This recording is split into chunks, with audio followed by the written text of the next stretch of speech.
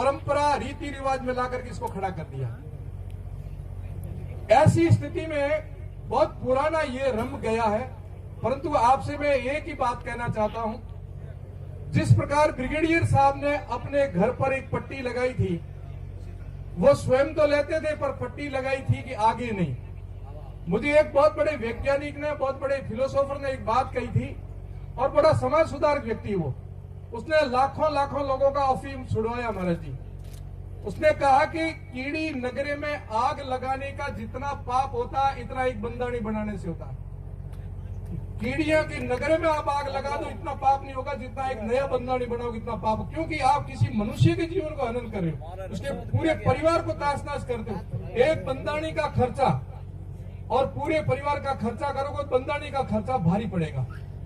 अफीम अभी जो आपको लाके डोडे दिए 3000, 3500, कभी कभी 7000 रुपए किलो हो जाता है, और बंदाणी जो होगा वो 2 किलो से नीचे उतरेगा नहीं। अब 7-8 हजार यदि वो अफीम लेता है, डोडी लेता है, तो बीड़ी भी जरूरी है, चाय भी जरूरी है, फिर दूसरा नशा भी जरूरी। यूं मिला करके 10 से 15 हजार, 20 हजार तकरीबन एक बंदाणी के जीवन में एक महीने में खर्चा आता है। अब पूरे परिवार का आप राशन संभाल लो, चाय को छोड़ो, आप नमक, खांड, अन्य चीजें, वो इतना नहीं आएगा जितना एक बंदाणी। अब घर में कमाने वाला एक ही है, तो घर को पालेगा या बंदाणी को पालेगा। इसलिए उसने ठीक कहा है कि कीड़ी नगर में आग लगाने से भी ज्यादा किसी बंदाणी को बनाने का पाप है। मेरा आपसे इतना ही कहना, आप छोड़ो या ना छोड़ो आपका विषय, व्यक्तिगत निर्णय है। आप क्या खाते हो, क्या पीते हो, आप व्यक्तिगत अपना स्वयं सोचो। परंतु एक बात जरूर कहूंगा, महाराज जी, हम लोग या आपके मित्र, आपके माता, आपके पिता, आपके शुभ चिंतक, हम लोग केवल मात्र आपके सपोर्टेड है, केवल आपका सहारा है। आपका कोई खास मित्र है, आपका कोई खास मित्र आप स्वयं हो, और कोई नहीं इस दुनिया में। हम कह के चले जाएंगे, जब तक आप करोगे नहीं तब तक कोई परिणाम नहीं आएगा।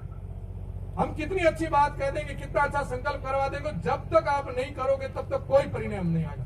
और आपका कोई कट्टर दुश्मन है इस दुनिया में, तो वो भी आप स्वयं हो।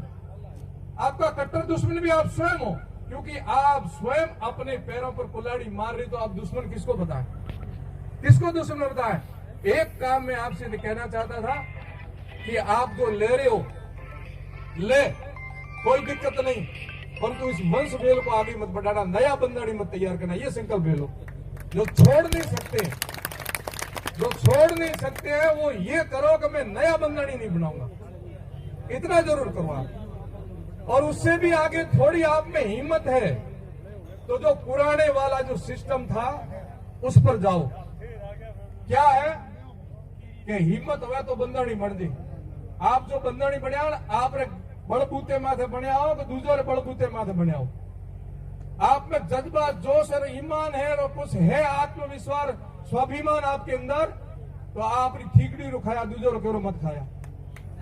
करो संकल्प कि मैं मेरा स्वयं का, महाराज जी, मेरे यदि कोई बीमारी है तो मैं टेबलेट मेरी खुद की लूंगा, मांग मांग के नहीं खाऊंगा।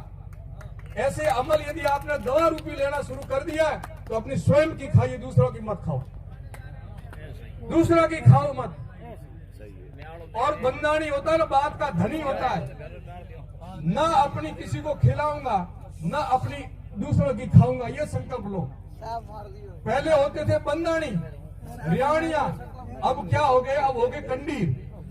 बुरा मत मानना, बंदाणी रियाणिया नहीं हो, अब ज्यादातर कंडीर कहते हैं। आत्मा जी, बाप जी, जो डिगे हुए आत्मा जिनकी डिग गई, ये कभी भागते ही नहीं है।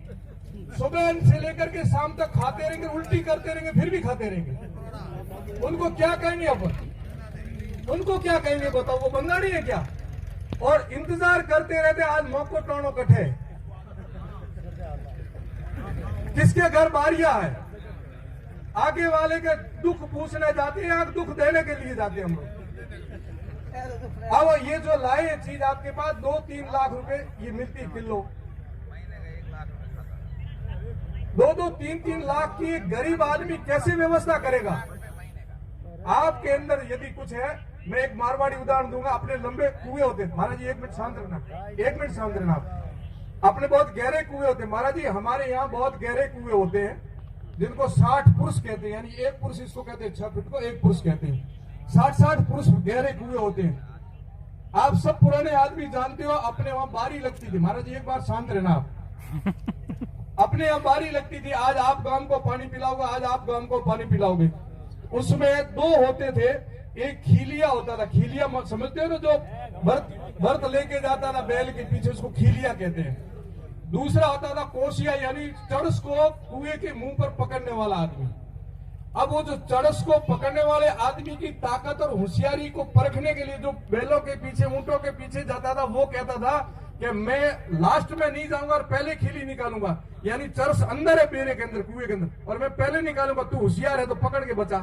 तो वो कहता ठीक, तू निकाल। पूरी जब बीच में निकलती, तो आपको पता है जब अपने कोस हाथ में ही नहीं आए तो 4-5 घड़े का वजन, चरस अंदर जाएगी ही जाएगी। बीच में हाथ डालेगा तो वो भी मरेगा। परंतु वो इतना होशियार होता था महाराज जी,